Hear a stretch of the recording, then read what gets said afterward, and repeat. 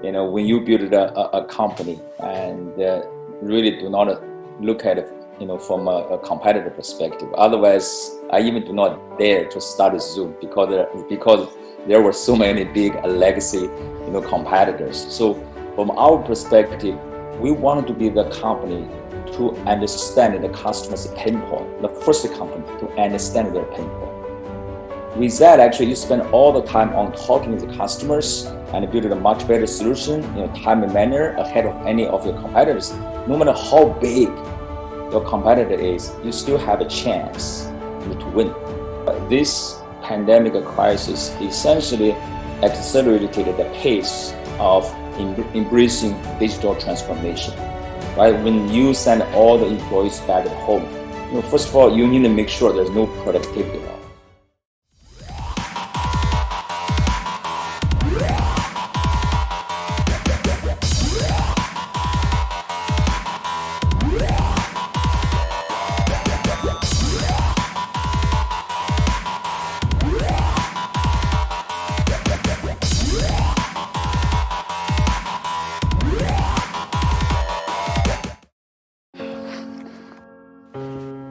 Now more than ever, you need technology you can rely on. 頼れる人ですよね。I'm a Dell Technologies advisor. Ich auch. 我也是。我aussi. And if you're a small business, we're with you.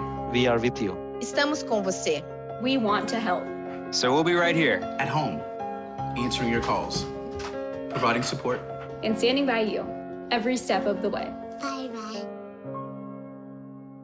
Introducing Santiago Subotovsky, General Partner at Emergence Capital, an early-stage enterprise-focused VC firm with investments in companies like Salesforce, Viva, Yammer, Box, Bill.com, and Zoom.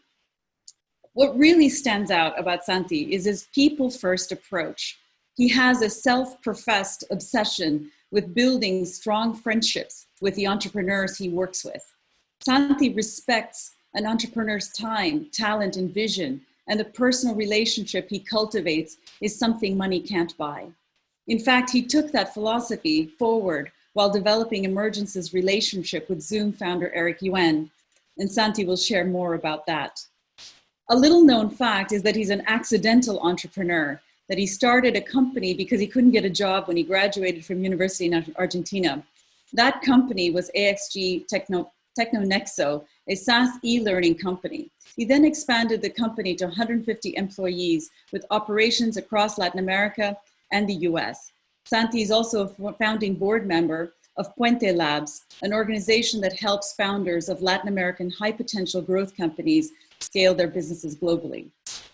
Santi received an MBA with distinction from Harvard Business School and holds a BS in economics from St. Andrews University in Argentina. He's a Kaufman Fellow, an Endeavor entrepreneur, and currently serves on the boards of Civitas Learning, Crunchbase, High Alpha, OpenPath, Quasar, Restaurando, Top Hat, Sapo, and Zoom. A couple more fun facts about Santi. After spending 6 months backpacking around the world, Santi made his lifelong mission or lifetime mission to visit at least half of the countries in the world. Not sure where we're coming along on that goal this year. He's an avid opera and classic music follower, and like almost every Argentine, is passionate about soccer, or should we say football? Over to you, Santi.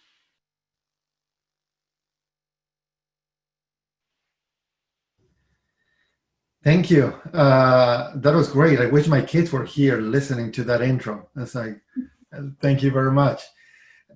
So thank you very much for having me here. It's a real pleasure to join this group and to introduce two wonderful people next. First, I'll start with Rich Karlgaard. As I was going through his background, Rich is a true Renaissance man. Rich is one of those people who can see around corners. He has this special gift that allows him to anticipate the impact of major trends on businesses. That's why I'm very interested to hear his thoughts on how this pandemic is going to have some temporary effects and some permanent effects on how business is conducted. He's also a journalist, private investor, TV commentator, and board director. He offers first-hand perspective on what's driving the global marketplace. He published great books, The Soft Edge, Where Great Companies First Lasting Success, Team Genius, The New Science of High-Performing Organizations, and his last book, Late Bloomers, The Power of Patience in a World Obsessed with Early Achievement.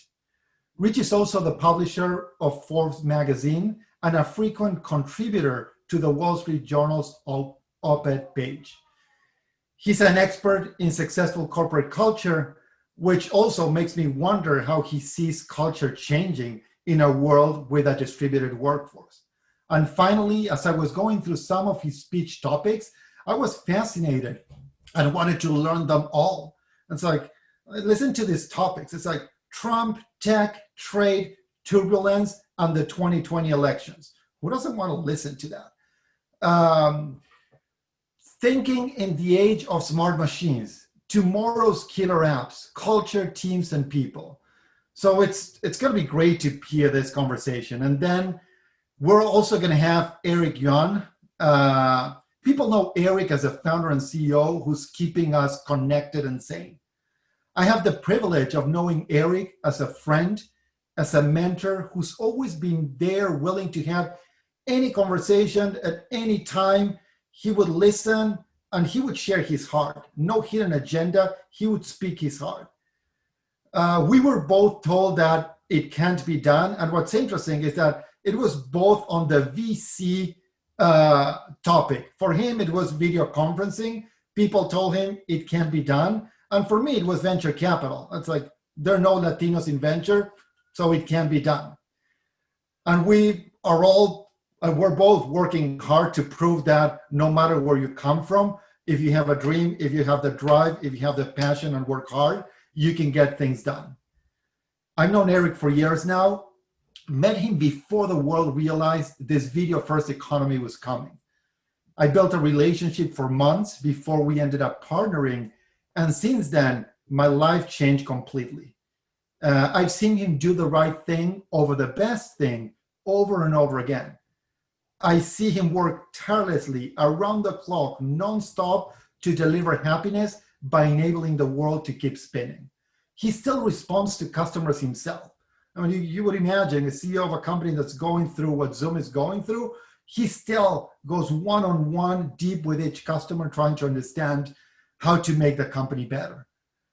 I described Eric many times as a much nicer version of Steve Jobs. He also sees around corners, and he has a deep understanding of how the human race is going to collaborate and build relationships in the future.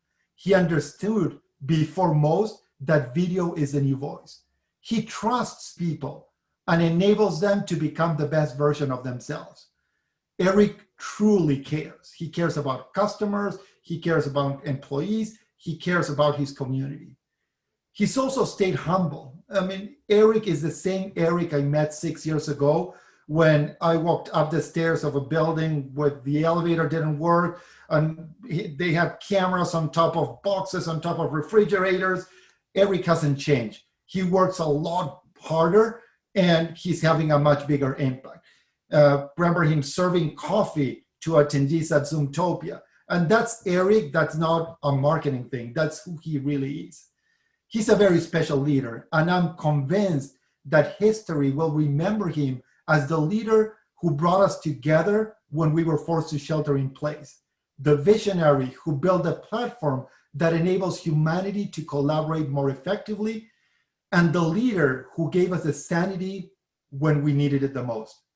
So I'm super excited to hear this conversation, Rich and Eric. So I'll hand it over to you.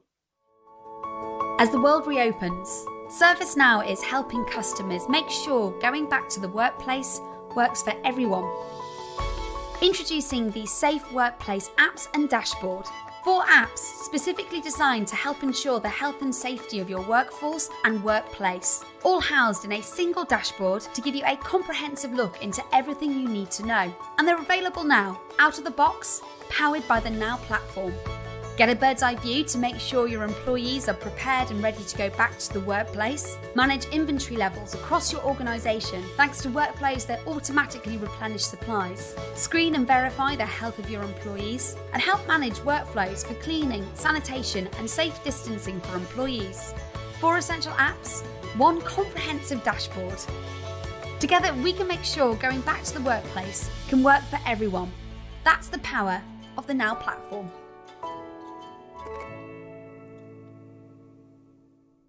Thank you, TiEcon, for organizing a most extraordinary conference, just richly packed with great speakers. And just to the degree I can see around corner is because I get to participate in conferences like this and talk to people like Eric. So let's begin. Eric, Alex Wilhelm of TechCrunch wrote earlier this week, quote, Zoom's Q2 report details some of the most extraordinary growth I've seen.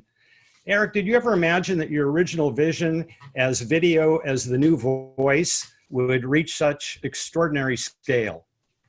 Yeah, Rich, first of all, yeah, thank you. So before that, is that okay for me to have a quick comment? So, and first of all, thank you, Sandy, for the so nice, introduction. Sandy, I owe you a big dinner. And also before that, also, I want to say just a quick comment. I really impressed by the fireside chat between Fred and the CG. I can tell you one thing, Rich, not related to Zoom.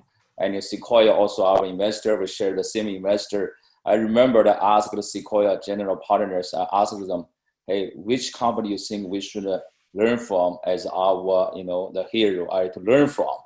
And back then they all told me that one company, ServiceNow.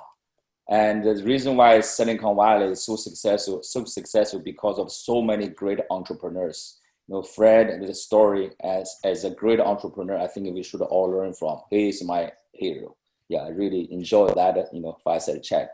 But anyway, back to our story. And, Zoom was built to serve for enterprise customers. And of course, I was a part of the Webex team. It's essentially more like a next generation of collaboration solutions. And we never thought about the use cases like, happy hour, online, K-12 classes or online yoga class, all those kind of new use cases.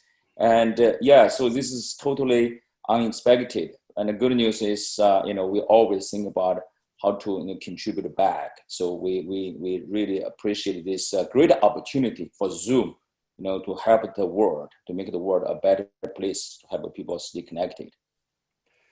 Well, I think at the beginning of the year, the most interesting story in business was this accelerating rate of digital transformation.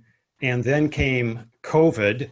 And contrary maybe to a lot of people's expectations, digital transformation did not slow down. It accelerated, and you were leading that charge. And now, 6 months into this COVID economy, we are seeing the very nature of work changing, perhaps permanently. What changes do you think will be permanent? Which ones do you think will be more of a transitory nature, leading us back to some kind of hybrid economy in the future? Yeah, so you're so right. I think this pandemic crisis essentially accelerated the pace of embracing digital transformation. Right? When you send all the employees back at home, first of all, you need to make sure there's no productivity loss. That's why, productivity tools, go to work. And plus, for a lot of enterprise customers and prior to this pandemic crisis, you still have a lot of on-prem, systems. It's not scalable. You got to migrate them to the cloud as well. And besides that, when you work from a home and also compared to when you work from in the office, this is very different. You need to make sure give her tools employees really like. Because when they work from home, not like in the office, right? You just use these tools, working out, you just get IT support. If you work from home, if those tools do not work, it's really hard because you cannot get enough support from IT. That's why, the collaboration tools like video conferencing, like any other tools are becoming more and more important. And even after you back to office, I think those tools will stay. So meaning you cannot after the pandemic crisis, you wanted to send all employees back to office? No, I think it's very likely just a hybrid, right? So that's why, digital transformation is becoming extremely important. Otherwise, you are going to lag behind compared to your competitors. Yeah, that's for sure. That was true going into COVID, and COVID, if anything, has proved that that's even truer today. Well, you built Zoom to cater to business customers, and then the pandemic did come, and you decided to give free services to a lot of schools as a part of your feeling of social responsibility. And you now serve more than 100,000 schools in 25 countries, including India. What led you to that noble decision? Yeah, so maybe let me take a step back and share a little bit of story about myself, because prior to starting Zoom in 2011, I was at Cisco for almost 5 years. I was Cisco's corporate vice president. I did learn a lot when I was at Cisco, and one thing I learned from Cisco, the former CEO John Chambers, was that when you work for somebody, or you work for a company or start a company, don't always think about your own business. You got to think about, what your business can do, to help the world, to help the community and the society. Essentially, every business have to have its corporate social responsibility. That's very important. That's what I learned. I was so impressed, by the John's leadership about corporate social responsibility. So when I started Zoom, and clearly, the culture, the value important. Our company value just one word: care. Meaning care about the community. That's number one. Company, customer, teammates, as well as ourselves. And when pandemic, crisis, hit us here, back in early March, and on Friday we realized, wow, a lot of schools, we shut it down. And on Monday, what can they do? That's why we discussed, let's add more capacity. Let's offer the free service to all those K-12 schools and around 25 countries. And we feel very excited. Finally, we can, leverage our technology and service to help the world, to help the K-12 schools. As looking back, I think this is a great, honor, and we are still enjoying that. Because this morning, like this call, I'm a little bit concerned about my home Wi-Fi, because my two kids also are using Zoom as well for their online classes. The cloud is great. It solves a lot of real-world problems, but it's not just one cloud anymore. Public clouds, private clouds, edge clouds. The average business uses 5 different cloud providers. It's become chaotic and complex, with unpredictable costs, inconsistent security, multiple management tools, and different formats for workloads that span cloud platforms and providers. But it doesn't have to be that way. The Dell Technologies Cloud, powered by VMware, can be the one constant across your clouds. It brings consistent infrastructure and operations to your multi-cloud environment, so you can choose the right cloud for each application. A public cloud that lets you easily tap into services. A private cloud that's fully under your control. Or the edge with cloud as a service. With a true hybrid cloud experience, your business becomes more agile with simple workload migration and easy onboarding for new assets. Your teams get to market faster with simplified operations and automated processes. You reduce risk and strengthen your security profile. And with Dell Technologies Cloud, you have flexible consumption options, reducing your total cost of ownership. Like it or not, the business world often requires many clouds. Now, that's easier than ever, with consistent infrastructure, operations, and services across all your clouds. You get the cloud without the chaos. The Dell Technologies Cloud. You cited Fred Letty's wonderful interview with CJ Desai, that just preceded us. And one of the things that ServiceNow has done so effectively is really make that transition from application into a true platform company, and the market recognizes that.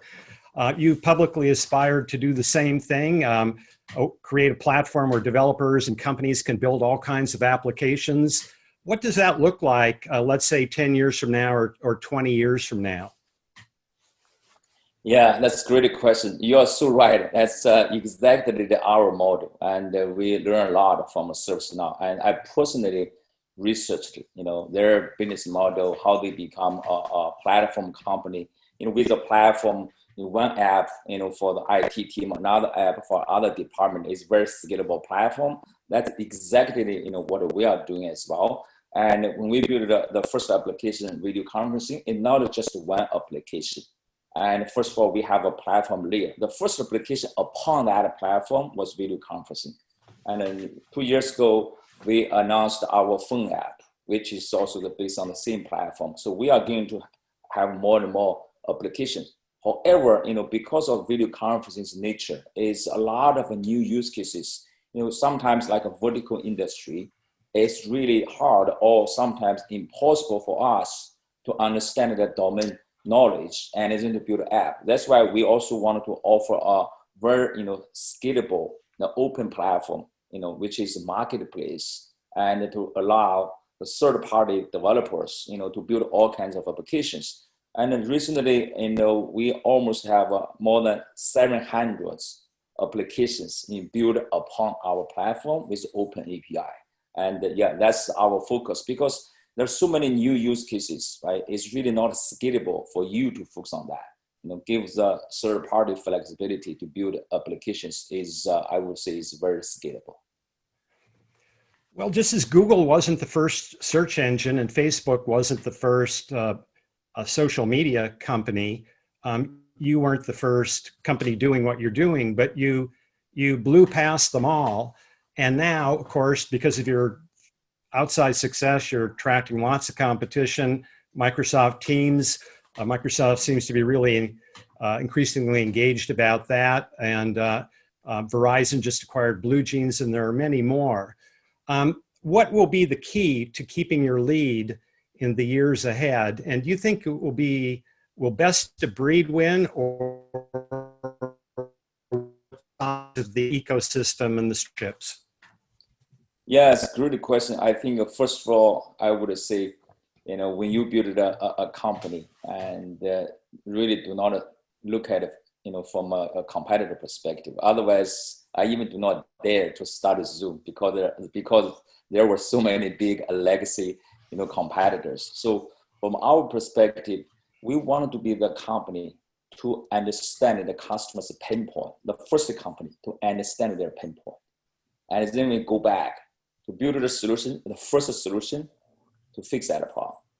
With that, actually, you spend all the time on talking with the customers and build a much better solution in a timely manner ahead of any of your competitors. No matter how big your competitor is, you still have a chance to win. Not to mention the market is big, right? Having said that, I think you look at it as Zoom. And first of all, we wanted to be the best breed service. And however, when our competitors try to add more and more features, on par with our feature set, and we cannot stop here as well. And that's why as long as we spend more time, like a marketplace, we learn from customers, like all those features, we also listen to our customers. And that's why every day, we think about how to survive. We work so hard. Our competitors work like 8 hours a day. We work 10 hours. And with that, actually, I still think we have a chance, to survive. And the goal is to be the best breed service, but also we want to make sure have very healthy ecosystem. And with that, together, a lot of, third-party, companies and the developers and Zoom together can serve and our users. Well, video is truly the lingua franca of the world, and you've got a great global opportunity. You've seen it, you saw it early. Describe your global opportunity, and maybe particularly for the sake of the audience, the Indian opportunity. Yeah, so when we started from serving the customers in North America market and US and Canada. I think 3 or 4 years ago, and we expanded it into international, because this is a video conferencing is a communication, like our customers like Oracle or Dell, HP, when they became our customer, they're employee almost all over the world, right? And we have to make sure and also have a local presence and data center, serve the users, from other countries. Normally, our strategy is, we look at our organic growth first, and then we double down on that. So we always keep an eye on that, where those visitors to our website, come from. And then we, even before we have a team, we say, wow, you have organic growth. Like often in North America, see, we do not have a team. We already have a lot of users from Australia, from UK. That's why, we have, established a team there several years ago. Over the past 2 years, you look at our, daily, website visitors, top 3 countries, US for sure, always number 1. Number 2 is India. Number 3 is Japan. With that, we established a team there. We're tripling down on the growth in India. And also I have the two very, very important executives at Zoom is Aparna. She's our COO, Vaichami Sangalingram, and he is our president of engineering product. Both of them, they were born in India. That's why recently we announced we are going to have a big office in Bangalore and to focus on the growth there. There's a huge opportunity there. And almost every company here in Silicon Valley, I think especially for a very big one, they all have a presence in Bangalore, Chennai, and all other places. I think the video communication is becoming more and more critical. And when we decided to offer the free service to K-12 schools in India, we got a lot of very positive feedback. Thank you for Zoom. That's why we wanted to leverage that, right, to keep growing our business in international and in particular in India. Again, it's the second largest country in terms of a number of visitors into our website. You're a passionate advocate for happiness in business. And this is a couple-part question here. Number 1, can you actually engineer happiness at work? And 2, the COVID economy has produced higher rates of anxiety and depression. Some of the studies are alarming. Probably a quarter of anyone's work payroll, a quarter of the people are some kind of a low-grade depression that you might not, because they're doing their best to hide it. How can happiness' strategy counter this really, I think, hidden downside of depression and anxiety that is part and parcel of the COVID economy? Yes, great question. First of all, I would say happiness is extremely important. Unfortunately, I do not think there's a way to measure that. If I retire today, if I start a new company, I really wanted to build an application to measure either productivity or measure happiness. That's very important. Having said that, I think happiness is our company culture. And to deliver happiness on day 1, and I wrote down that, company culture is to deliver happiness, company value is care. The reason why to deliver happiness important is that, so let's say, every day when employees come to office to work, if they do not feel happy, guess what? When they interact with other teammates, I would say will have a negative impact, right? And also, you also do not dare to let them talk with customers either, because they are not happy, right? When you're on the call with the customer or partner, they will know that. That's why as a CEO of the company, my number 1 opportunity, number 1 job is to make sure all Zoom employees happy. Together as a business, we can make a customer happy. When they are happy, guess what? They are going to trust us. They are going to pay for the service. Then we can survive. So that's pretty, I would say, simple formula. If a customer not happy, there's no way for you to survive. The key is about the customer, still about the customer. This is our formula. So every day we think about what we can do more, what I can do more, to look at it from an employee perspective, from customer perspective, make sure they are happy. Well, that's a wonderful distillation of what everybody says they spend so much time thinking about, which is their corporate culture. But to reduce it to happiness is really, it's simple, it's easily understood, and it's a real rallying point for customers and employees. A final question. Now that you've built such a successful companies, what are the top 3 advice points that you would give to entrepreneurs? Yeah, so I'm so lucky to live in Silicon Valley. And over the past 23 years since I lived here, I learned a lot from a lot of other successful entrepreneurs and leaders. And I do not think I have any specific tips, maybe just a personal experience. And first of all, you got to, number 1, I think is, as an entrepreneur or leader, you got to think about what you can do to become a better version of yourself. I remember many years ago, someone told me that, Eric, if you do not get it better, no matter what, your business will suffer from that. Your business will not get it better. So the number one thing is think about how you get it better. And then the two things I can share with you, like you should always have a mentor. Whenever something, you know who you should talk with. Like in my career, I always had so many mentors. When I was at Cisco, like a Pankaj Patel, the Prem Jin, they all my mentors. Now, like, I can call like some other CEO friend, or like Jishree, she's my mentor. I call a ServiceNow CEO Bill and a former CEO John. They all help me a lot, right? And so you have to have a mentor. That's one, right? To make sure you can get it better. Another thing is, if you have time, every day you carve out 10 or 15 minutes time in your calendar. Think about if you start over that day, what you can do differently. What you can do to become a better leader, a better, the person.